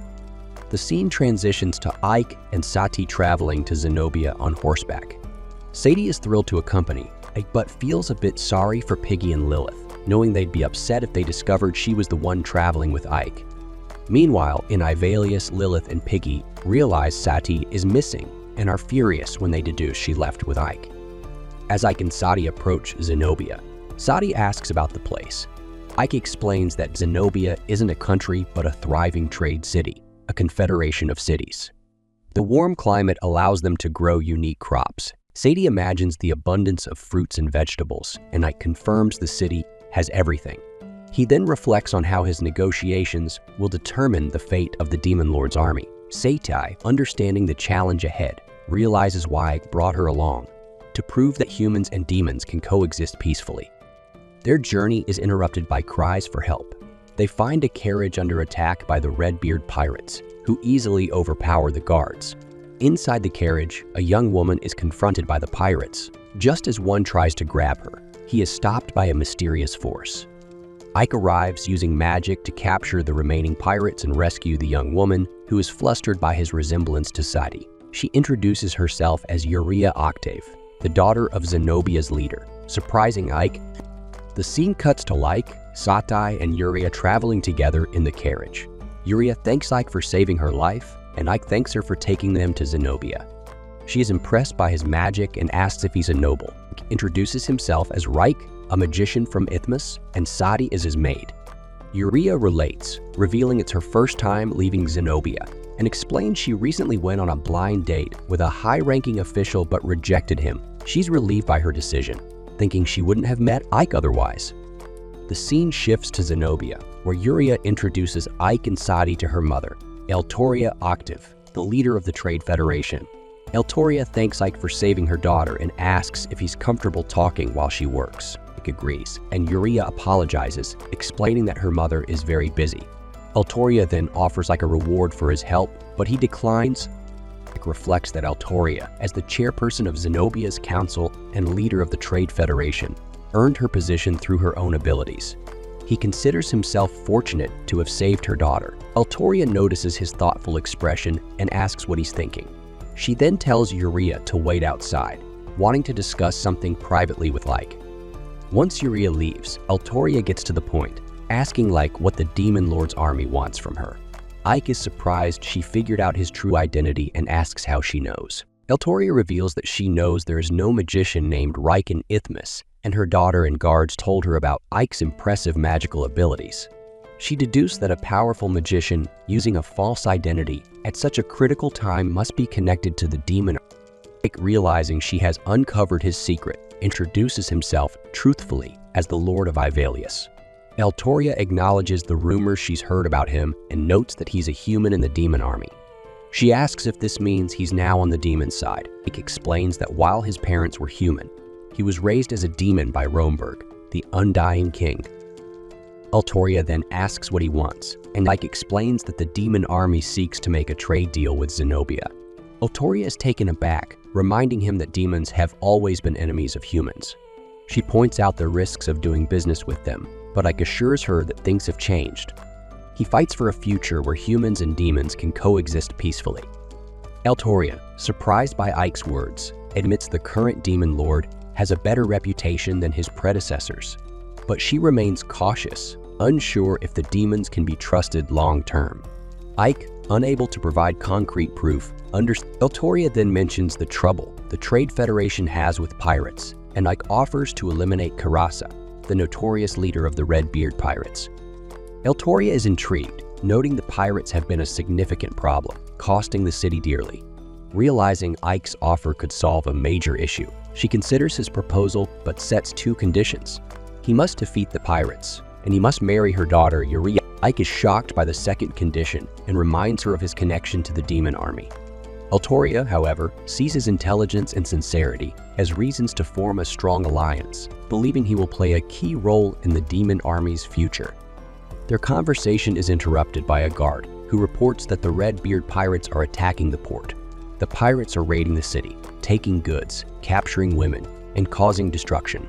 Eltoria, seeing the urgency, asks Ike if he accepts her condition. Rushes to the scene, where he helps a trapped guard and learns more about the pirate threat. He devises a plan to set a trap for the pirates. Meanwhile, Sadie, feeling out of place, decides to help in the kitchen. The cooks mistake her for Uriah, but she clarifies she is just a maid. Later, Uriah approaches Ike to discuss their potential marriage. Ike, trying to be considerate, offers to convince Eltoria to call off the arrangement, but Uriah confesses she truly wants to marry him, having fallen in love at first sight. Ike, surprised, tries to gently reason with her, but Uriah's emotions overwhelm her. As Uriah cries, Sati secretly observes, feeling a strange sensation in her chest. Ike notices Sati at the door but finds no one when he checks. Sati, feeling troubled, wanders into town, searching for something to please Ike. Unbeknownst to her, a pirate follows her. When she enters a dark alley, the pirate seizes her and knocks her out. Sadie wakes up surrounded by pirates but pretends to remain unconscious. The pirate who kidnapped her tells the others to move aside, declaring her a gift for their captain. Mistaking Sadie for Urian, the pirate gloats about his prize. Sadie, desperate, tries to escape, but when she steps outside, she realizes she's on a ship far out at sea, and despair overwhelms her. Karasa notices Sadie and realizes that she's the girl his subordinate captured. His subordinate confirms it, but Karasa soon realizes they caught the wrong person. However, he doesn't mind since he needed a maid anyway. Sadie, now in a tough situation, thinks about her master. While back in town, Ike learns she's been kidnapped. The soldier who was supposed to protect her apologizes, guessing pirates are behind it and noting that finding them at sea will be difficult. Determined, Ike decides to find her himself and asks Eltoria for a ship. She agrees, lending him the Vetne. We then see Ike sailing the seas, hoping to reach Sadie in time. He recalls their happy memories together and vows to save her no matter what. Meanwhile, on the pirate ship, Sadie is forced to wear an embarrassing outfit to please Karasa. She's uncomfortable and wonders why she must dress like this. Karasa explains that as a maid, she's supposed to do anything to please her master and insists she obey him. Sadie, remembering how Ike treated her when he made her his maid, promising to protect her, and valuing her consent, decides to find a way out of her current predicament and return to her master. She offers to cook for Karasa instead of being chained up, and he agrees. The scene shifts to the kitchen, where Sadie begins preparing vegetables. She eyes the guards watching her and surveys the kitchen for anything that could help her escape. Formulating a plan, she asks the guards if they have any alcohol, claiming it will make the food taste better. They bring her some, and she adds it to a pan while grilling meat. The alcohol causes the pan to flare up, and the guards rush to extinguish the fire before it spreads. Sadie accidentally spills alcohol on one of the guards, setting him on fire. While the other guard helps put out the flames, Sadie seizes the opportunity to slip out of the kitchen. The guards, after managing to control the fire, realize Sadie is gone and start searching for her. Meanwhile, Sadie sneaks through the ship, hiding from other pirates she encounters. The pirates, hearing the commotion in the kitchen, think it's just their comrades fighting over food and head there to check it out. Sadie finds a box filled with stolen goods and realizes she must inform her master. However, she remembers they're on a ship, and even with Ike's power, finding her would be difficult. Spotting a burning candle, she gets an idea. The scene cuts to Karasa admiring another embarrassing maid outfit, excited for Sadie to wear it. Just then, a subordinate rushes in, frantic, informing him that the ship is on fire. The entire ship is engulfed in flames, and we discover that Sadie is behind it. Hiding inside a barrel, Sadie hopes her master will notice the fire. The pirates, searching for her, vow to punish her for her defiance. She quietly waits in the barrel until things outside calm down. When she finally emerges, she finds the two guards from earlier in front of her. They boast about their keen sense of smell, which led them to her, and they kick the barrel to force her out. They demand she surrender, but Sadie has no intention of doing so. She grabs the barrel cap and knocks one of them out, much like Captain America. Sadie runs, confident that Ike will save her. But Karasa uses magic to immobilize one of her legs, stating he won't kill her but must punish her. He decides to take one of her legs as punishment, and one of the pirates moves to hack it off. Just in time, Ike arrives, blowing the pirate away. Karasa is surprised and asks who Ike is. Ike declares that he promised to protect Sadie and intends to keep that promise. He vows that none of the pirates will get away with this. Sadie runs to Ike, and Karasa orders his men to kill Ike. They attack, but Ike uses barrier magic to stop some of them and lightning magic to defeat the others. Ike then uses wind magic to blow the remaining pirates off the ship. Sadie, relieved, wonders if it's over. Ike asks if she's all right, and she assures him she is. He's glad to see she's unharmed, and she thanks him, despite feeling like she's just a replaceable slave. But Ike tells her that she's his maid, and he'll never abandon her. He mentions that he saw her signal from afar, proof of her faith in him. He praises her efforts, but their touching moment is cut short when Karasa, still on the ship, attacks with a water cannon. Ike blocks it with a barrier, and Karasa, impressed that Ike found the ship, claims that Sadie is now his. He attacks again with water magic, but Ike dodges and blocks the attack to protect Sadie. Karasa then flees into the ship, with Ike following, knowing they can't escape on a ship. Karasa launches another water cannon attack, which blasts them out of the ship. Karasa realizes he might have gone too far, but then he notices that Ike is still fine, hovering over the water with Sadie. Ike powers up a strong water spell, reminding Karasa that he won't let them get away with this. He unleashes the spell, Aqua Tempest, on Karasa. From a distance, the crew on the other ship sees the commotion and wonders what's happening. Suddenly, Karasa is thrown onto their ship, leaving them in shock. Moments later, Ike and Sadie join them, and Ike suggests they head back. Later, the ship returns to Trade City with the captured pirates. Ike tells Sadie that he managed to catch the pirates because of her. Her quick thinking not only helped him find the pirates but also recover the stolen goods. Sadie is pleased with his praise. The scene shifts to Altoria, who commends Ike for capturing the pirates alive. Ike explains that he doesn't like killing unless it's necessary, surprising Altoria, considering he's part of the Demon Lord's army. She suggests they finalize their trade deal now that he's met her conditions and asks him to keep the deal confidential to avoid trouble with the Alliance of Nations. Ike agrees, grateful that she's willing to trade with them. They proceed to discuss the details of the deal. The scene then shifts to a war-torn city in ruins, with the corpses of demons scattered around. Other demons are injured, including Saphiro, who is being healed by a subordinate. Their rations are running low, with only enough to last 3 days, and Fiorentina reports that they didn't find any supplies in the city they attacked. Realizing they've been tricked into attacking, Saphiro deduces that the Alliance army plans to starve them out. Despite her injuries, she's determined to go back into battle, even if it means dying, but Fiorentina advises against it. The story then moves to Zenobia, where Ike is dressed in a nice outfit. Sadie arrives in a beautiful dress and compliments Ike on his appearance, which he returns. Ike asks if she's well enough to be out of bed, and she assures him she's fine. She adds that she wouldn't miss the party being held in their honor and doesn't want to waste the lovely dress Altoria gave her. Just then, Yuria runs into Ike's arms, accusing him of planning to leave her behind.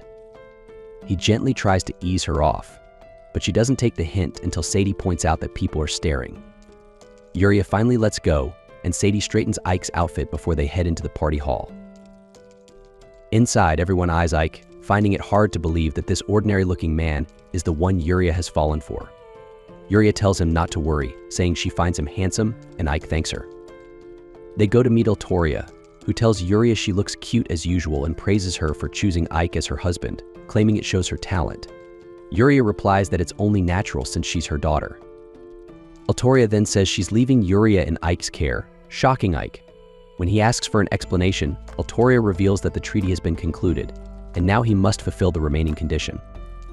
It's announced that Ike and Yuria are to be married, leaving Ike wondering how he ended up engaged when he only came to sign a business deal. Altoria warns Ike that if he refuses, she'll cancel the trade deal. Ike protests that it's all too sudden, but before things can escalate, something crashes into the party hall, interrupting the proceedings. The mansion is suddenly surrounded by a strange white fog, and Ike sees the Demon Lord appear before him. She orders him to return with her immediately or Saphiro will die.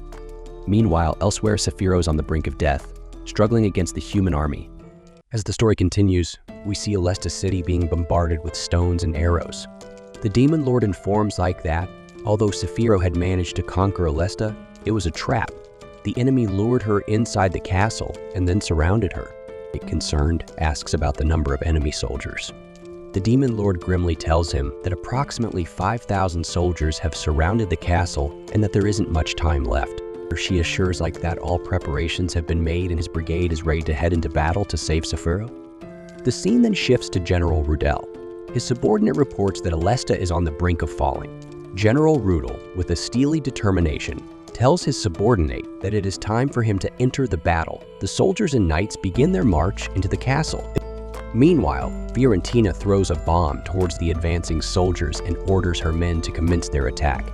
She continues to fight valiantly, but suddenly, a bolt of purple lightning strikes her, causing her to collapse to the ground. A human mage appears above her.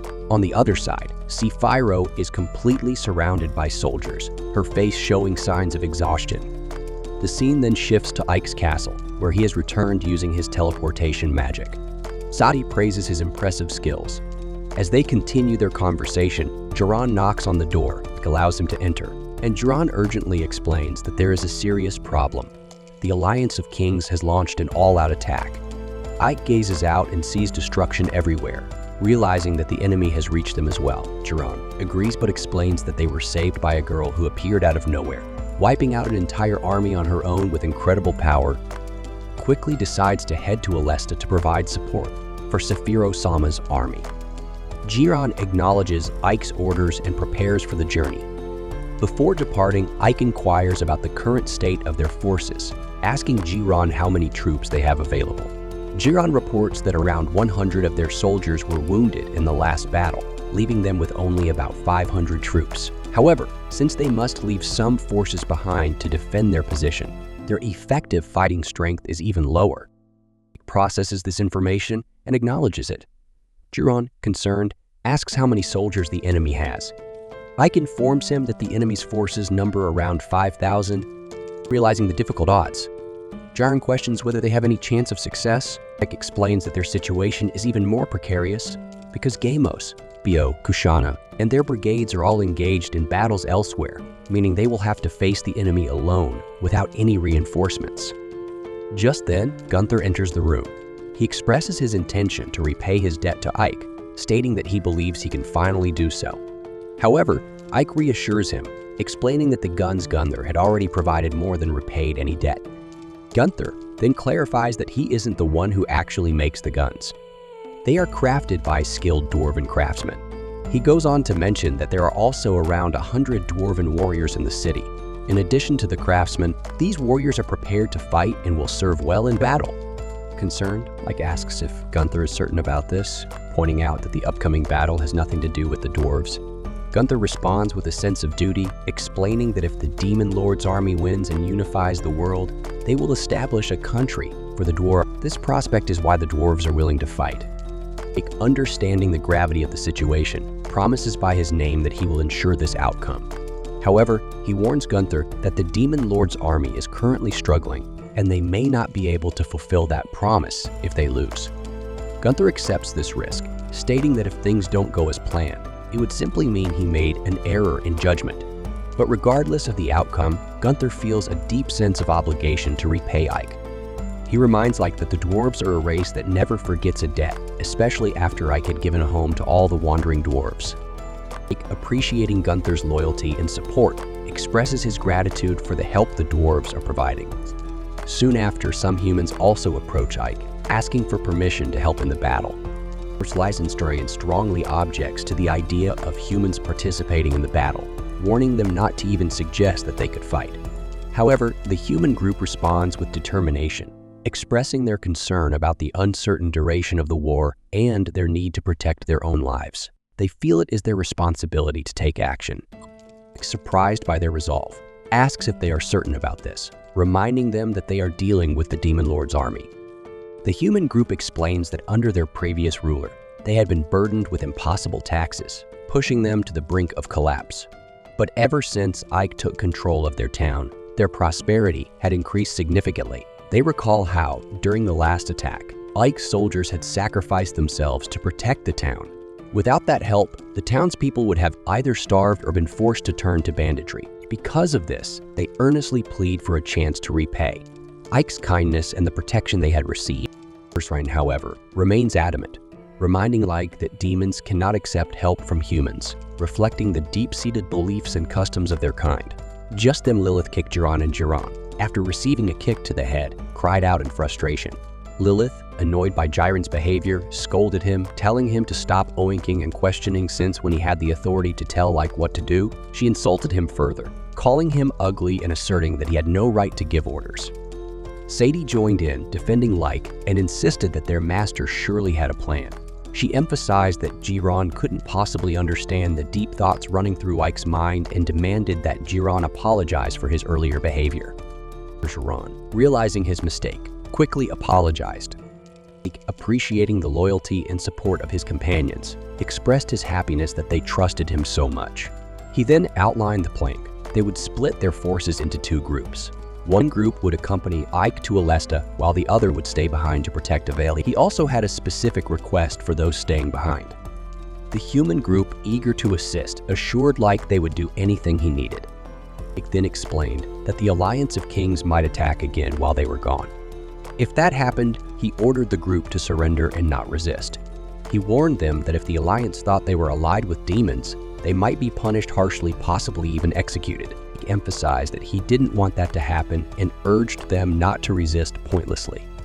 The next day, as Ike and his army began their journey, Ike reflected on the situation. The march to Alesta would take 4 days overland, and though their brigade had grown in size thanks to everyone's help, they were still significantly outnumbered by the enemy. Ike knew he needed to come up with a clever tactic on the way there, and hoped that Sephiroth-sama could hold out until they arrived. The scene changes to Alesta City. Sephiroth, amid the chaos of battle, shouted orders to his troops, urging them to push back the enemy as their lines were breaking down. As the battle raged on, Sephiroth thought to himself about the dire situation. He realized they were vastly outnumbered and losing ground slowly. He knew that if they couldn't separate the enemy forces inside their defenses from those outside, they would be overwhelmed and crushed. Sephiroth considered using his powerful spell, Mateo-Schlagen, to turn the tide. However, he was concerned that using such magic would catch the orcs in its destructive range. She needed to find a vantage point where he could better assess the soldiers outside. During the battle, Sephiroth found herself lost in thought, which left her vulnerable. Suddenly, a powerful blow struck her, causing her to collapse to the ground. The commander of the human army approached, mocking her as he ordered his soldiers to surround her. Enraged by his arrogance, Sephiroth quickly unleashed her magic, summoning roots from the earth to ensnare the surrounding soldiers, allowing her to make a swift escape. However, the commander managed to land another blow on her, but Sephiroth surprised him by deflecting it effortlessly. She then used the roots as a protective barrier and successfully retreated to higher ground. Exhausted from the fight, she nearly lost her balance and fell. Realizing the gravity of the situation, Sephiroth knew she needed to tap into her true power. She began to recite ancient rituals, but before she could finish, a treacherous arrow struck her directly, causing her to plummet from the height. The soldiers and the commander quickly surrounded her once again, taking advantage of her weakened state. By the next morning, the humans had completely taken control of the area, torturing and burning the orcs one by one. Later, the commander descended into the dungeon where Sephiroth was held, curious to see if she was still alive. The guard informed him that demons are resilient and that while Sephiroth was indeed alive, he could kill her immediately if the commander wished. Defiant despite her dire situation, Sephiroth warned them not to underestimate her and called the commander a fool for thinking he could kill her so easily. The commander then reminded her that they had met before, recalling a scene where she had shown him respect while he was on horseback. Sephiroth regretted not killing him then, knowing it could have saved her from her current humiliating situation. As Sephiroth realized the commander's plan to lure Ike and the entire 7th Legion into a trap to rescue her, she became furious and demanded to be killed immediately, unable to bear the humiliation any longer. However, the commander left her alive, ensuring her safety until the day of the mission. Sephiroth was deeply saddened by her predicament and silently apologized to Ike in her thoughts. Meanwhile, Ike continued his journey with his army. As they camped along the way, Ike tried to devise a solid plan to defeat the enemy. The next morning, they resumed their march toward their destination, and the scene shifted to Ike and Lilith discussing their strategy. The dwarf Gunther reported that the demons and humans were learning to fight in harmony, despite the short training period, and that their experimental weapons were ready. However, he expressed some anxiety, noting that this time it was a direct battle with the humans. He asked Ike when he would give the order to attack. Ike responded that the situation was still dire and that he had sent Jiren on a reconnaissance mission early that morning. They would hold a meeting once his report arrived. The scene then shifted to Jiren and 2 soldiers as they scouted the enemy's condition and examined the castle walls. They noticed something unusual. Lilith, eager to end the war and drain the life force of the losers, grew impatient. When Jiren returned to Ike, he appeared very upset. Ike immediately asked him about the situation in Alesta, and they all went there to investigate. To their horror, they found Sephiroth's clothes hanging from a rope, as if she had been hanged.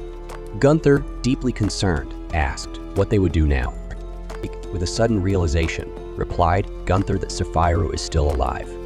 They rushed here, trusting the words of the Demon Lord, but I feared we might find Sephiroth already dead. Gunther understood. But he also pointed out that the scarecrow could be a trick to make them believe she was alive when she might already be dead. Ike reasoned that it wasn't easy to gather enough supplies to feed 5,000 soldiers, so the enemy would want to end this quickly. Ike then asked Jaren about the enemy general's name, and Jaren informed him that it was Rudel, commander of the Red Dragon Division. Ike mentioned that he had heard Rudel was very talented and capable of wiping them out along with the other battalions, but he believed Rudel wouldn't kill Saikyou when he could use her as bait. Although they didn't know her current condition, Ike speculated that Saikyou could be so severely injured that she was unable to move. This meant they still had to attack, even knowing it was a trap. Time was of the essence. Ike then outlined the strategy he planned to present in the meeting, asking for Gunther's help, as well as that of Lilith and Jaren. Together, they resolved to launch their attack at dawn. A soldier notices a magic spell heading toward Oresti and tries to alert the commander, but before he can, the spell strikes the city. The soldiers quickly rush to defend the walls, and Eldoria asks his commander about the situation. The commander informs him that part of the wall has been lost, but everything else is intact. He also reports that there are only 500 enemy forces. The commander confidently states they will handle them right away, but Eldoria warns him not to underestimate the enemy and advises gathering all their forces. On the battlefield, the humans are attacking the demons with catapults, while Anaik defends his troops as best as he can with barriers. He instructs his forces to distract the enemy until their detachment rescues Saikyou and the others from the castle. He urges them to hold out until then. Suddenly, Eldoria orders his troops to cease their attack. The commander also realizes that things seem too easy, and he remarks that they could crush the demons if they charge in with their full forces. Eldoria, however, wants to finish the fight before nightfall, explaining that their own losses could increase in the dark. He finds it odd that the demons aren't attempting to rescue their prisoners and are barely moving. Their forces seem too small to break through the lines, and they don't have enough magic power for a layered defense. He suspects that their commander must be Ike and asks about the prisoner in the basement. The commander assures him that the prisoner is securely guarded, and Eldoria instructs him to have Valtel keep a close watch on Saikyou. Eldoria, intrigued, muses that Ike is known as the strongest magician in the Demon Lord's army, and is eager to see what he will do. Later, Valtel is informed of Eldoria's orders, and a shadow creeps into the room. Valtel taunts Saikyou, telling her that her comrades are outside trying to save her, though he believes she, as a demon, likely doesn't care. He then notices that she looks human and wonders what a demon woman tastes like. At that moment, Lilith emerges from the shadows, grabs Valtel, and drains all his life energy, condemning him for his vile thoughts about their commander. She then apologizes to Saikyou for the delay and frees her. The scene shifts to Ike, who notices that the human soldiers are not moving and wonders if they've caught on to his plan. Gunther informs Ike that they are prepared, and Ike asks him to wait a little longer. He then launches attacks on the city to provoke the humans. Eldoria inquires about the status of their forces, and the commander reports that the light cavalry, archers, and infantry are all ready. Eldoria orders the preparation of crossbows and catapults, planning to wear down the enemy in a battle of attrition before launching an all-out assault once the demons are exhausted. The humans begin their attack, launching catapults and crossbows at the demons. Inside the city, human soldiers worry about the demons making it inside and consider killing the captive demons. However, before they can act, Lilith uses one of her abilities to knock them out. Fiorentina notices Lilith and Saikyou and is relieved that Saikyou is safe. She apologizes for not being able to save her sooner, but Lilith tells them to save the reunion for later. As Fiorentina moves to take Saikyou from Lilith, she is suddenly struck by an arrow. The arrow was fired by a magician from the earlier battle, who declares that none of them will escape. He reveals that Eldoria is aware of their entire plan and blames them for their own foolishness. As he prepares to attack, Lilith laughs, saying that everything is going just as Ike had foreseen, and taunts him, saying he'll regret being born a fool. The magician notices a pig standing beside him and wonders how it got there. The pig casually responds that he just walked up, though he did use some tricks. Lilith signals Ike with her magic, and Ike cancels the illusion spell he had been maintaining. As the spell dissolves, Ike's gun brigade, led by the pig, comes to life and unleashes a barrage of bullets at the human soldiers. The magician realizes that the guns are taking time to reload and orders his troops to attack, but the captured demons break free and overpower the soldiers. Meanwhile, Saikyou tends to Fiorentina, urging her to hold on. Fiorentina apologizes for all her past failures, but Saikyou reassures her, saying she will patch her up. When Fiorentina stops responding, Saikyou is overcome with rage. She unleashes a blast at the magician, pinning him to the ground before blasting him into pieces. She then turns her fury on the remaining soldiers, but Lilith stops her from giving chase, reminding her that there's another task at hand. Sapphiro refuses to calm down until Lilith informs her that the orders come directly from Ike. Reluctantly, she calms down. The pig interrupts, informing them that Fiorentina isn't dead but needs urgent treatment. He asks Sapphiro to carry on with the mission. Meanwhile, Eldoria learns that there are intruders inside the walls. The commander is baffled, as the watchman reported nothing. The soldiers explain that the intruders appeared out of nowhere, and Eldoria realizes that magic is involved. He watches as the demons inside the city dismantle his catapults and defeat his soldiers. The pig then fires a signal flare, and upon seeing it, Ike realizes that their plan has succeeded. He orders Gunther and the others to proceed. Flying demons take to the air, carrying barrels. Lilith signals the forces inside the city that it's time to retreat, and they all make their escape. Meanwhile, Eldoria notices the flying demons carrying something and quickly realizes it's a new weapon. He orders his forces to retreat immediately. As the demons drop barrels over the city, it's revealed they are bombs, which explode, causing chaos. The human soldiers scramble to fall back. Ike's forces advance into the city, and Eldoria learns the enemy has launched a full-scale attack. Eldoria realizes they are taking no chances and concludes that retreat is their only option. As he orders his troops to withdraw, he vows to remember Ike's name, marking the end of the battle. Later, we see Sadie and the humans tending to the injured demons, and we learn that Bayo and other commanders have joined them. Bayo questions why humans are inside the city, and he's told that they are part of Ike's forces. Sapphiro explains that these are citizen soldiers from Ivolius, and they are the reason she's alive. Fiorentina adds that the humans saved them using guns made by the dwarves, and Kushana asks about Fiorentina's injuries. Fiorentina assures her that she's fine, while Sapphiro apologizes for putting her through such hardship. Fiorentina reassures her not to worry. Gamas expresses disbelief that all of this happened while they were away. Sapphiro tells them it's nothing to be concerned about since she's the one who sent them into those battles.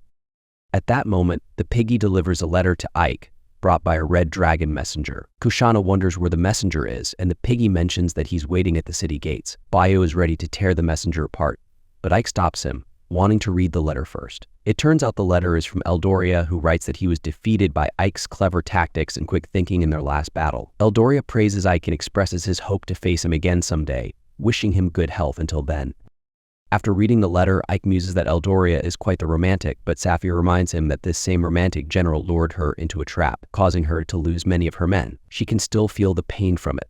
Ike replies that luck often changes sides on the battlefield, and there's nothing they can do about that. He acknowledges that Eldoria was a formidable general, skillfully leading his forces and trapping Sapphiro. Eldoria kept his main force in reserve and was quick to retreat when he realized he couldn't win. Ike admits that they might have lost the battle if not for the new dwarven weapons. Bayo then asks Ike what else the letter says.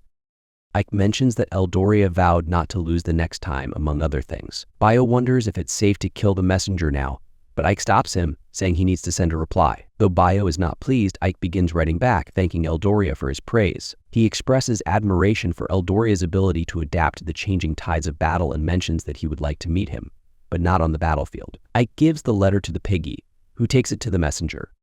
Sapphiro reflects on Ike's success and wonders if he really needed to come save her. Ike explains that the demon lord ordered him to, and he had no reason to refuse. Sapphiro suggests that Ike couldn't refuse because they've known each other for so long, even recalling how she used to change his diapers. Suddenly, they hear noise outside. As they step out to investigate, they notice that the demon lord has arrived.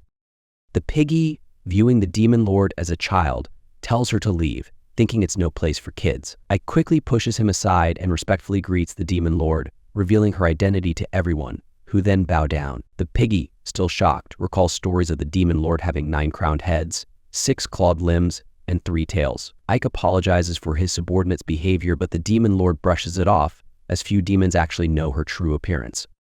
Ike remembers his own confusion the first time he saw her. The piggy realizes that the demon lord is the same girl who saved Ivolius, and it all makes sense to him now. Ike apologizes again for his rudeness, but the demon lord is amused by how her subordinates view her.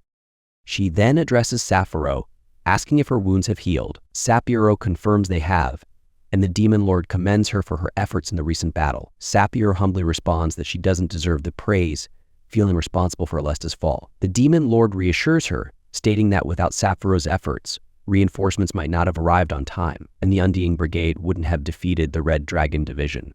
She also praises Kushana, Bayo, Gamos, Ike, and Fiorentina for their roles, acknowledging the great performance of the entire VII Corps. The Demon Lord declares that Ike, commander of the Undying Brigade, has earned the most glory. Ike thanks her for the kind words, thinking this feels familiar. The Demon Lord then announces that Ike is too talented to be in charge of just one brigade, appointing him as the new commander of the VII, I Corps. Everyone celebrates the news and Ike is surprised by the promotion. The narrator then reflects on Ike, noting that he would go on to unite many races and kingdoms, but that is a tale for another time.